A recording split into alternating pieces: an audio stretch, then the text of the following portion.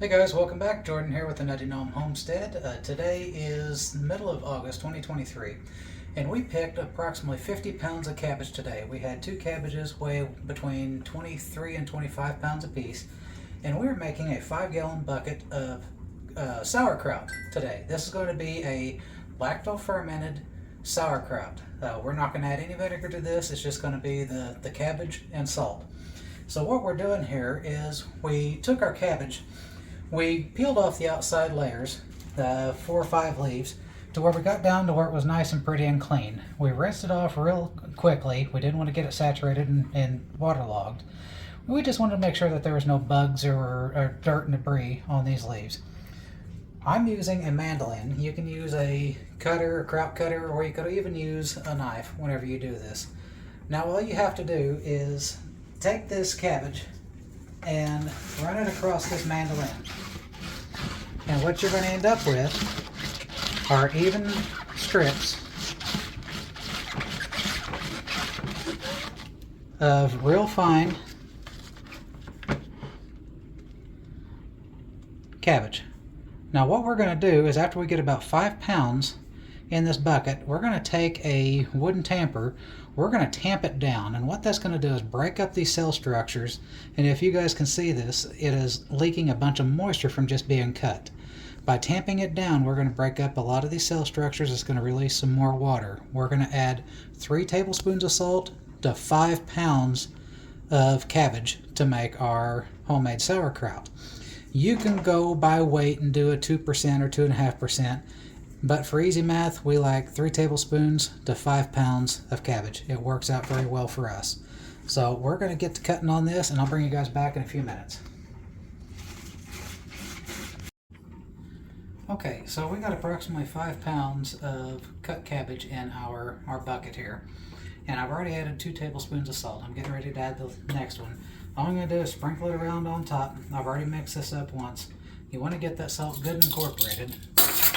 Just like whenever you salt anything else, it's going to start drawing out the moisture. Now to help do that, we're going to take either our hands or a wooden implement and start mashing this down. Since I've got a hand out of commission right now, I'm just going to take this wooden rolling pin, and we're just going to start tamping this down. We want to tamp this pretty tight. We want to knock out all of this moisture that we can.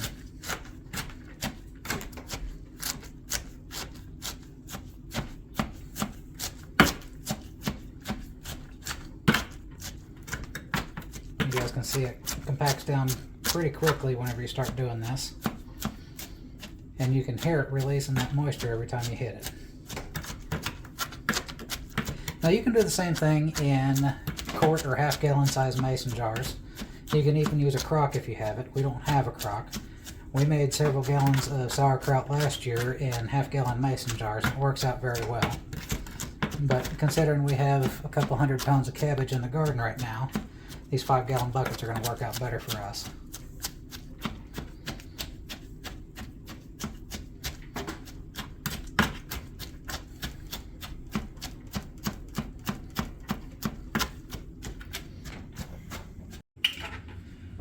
Okay folks, so we have 25 pounds of cabbage that we sliced up, bring through the mandolin, however you want to get it chopped up. We have 25 pounds of cabbage in this 5-gallon bucket. We added approximately 3 tablespoons to 5 pounds of cabbage. Now if you think that's going to be a little too salty for you, you can weigh this cabbage out by batch, or the entire thing, and multiply it by 0.025 to get you a 2.5% in grams of how much salt you want to use. So if you're going for a 2.5% solution, that is one way to do it. Now what we like to do is we will keep this mashed and pushed down. So we're actually going to put a dinner plate on top of this, and we're going to weigh it down with a couple of mason jars with water. And that we want to make sure all this cabbage stays below all this liquid. If you guys can see this, we do not add any liquid to this bucket at all. This is all the water and the moisture that came out of the cabbage from crushing and adding the salt. I enlisted the help of my little helper around here, and she did a great job of mashing this down. So as you guys can see, it's pretty well packed in there. We got a couple pieces of cabbage floating on top, but for the most part, this is a little over halfway packed full, nice and tight. You want to make sure all the cabbage stays below the brine that you have on top. Now, we're going to put this in a warm room. We're going to put a lid on it after we put the dinner plate in here. We're going to weigh it down. We're going to put a lid on it. And we're going to put this in a warm room for about 3 days before we even check it. You want to make sure you leave plenty of headspace in here around the top. If you don't, it could potentially bubble over as it starts to ferment. We have about 8 inches of headspace in here. I don't think it's going to bubble out, but we're still going to put it on a tray just in case. So we'll check it in about 3 days, see how it's doing. If it forms a skim or a little white mold on top, we'll just skim it off and make sure all the cabbage is below the level of water.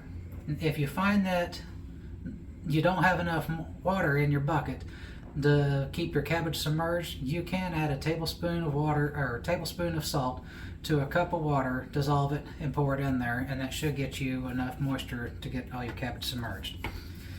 Here we have a half-gallon jar of kraut that we made that is about 14 days, 15 days old. We checked it, we put it back in the fridge for another 15 days, and this is what we have. A nice finished sauerkraut ready for dinner. So there you have it, folks. It's really that easy to make sauerkraut. When you have abundance of it like we have, you got to do something with it quick so it doesn't all go bad. Cabbage does keep well under the right conditions. However, with it being 100 degrees and 90% humidity, it's not going to last too long. So we decided to make sauerkraut. If you guys have any questions, please feel free to shoot me a message down below or get a hold of us over on Nutty Gnome Homestead. I would appreciate it if you guys would like, share, and subscribe. Until next time, get out there and make you some sauerkraut. You guys are going to appreciate it in a couple of weeks.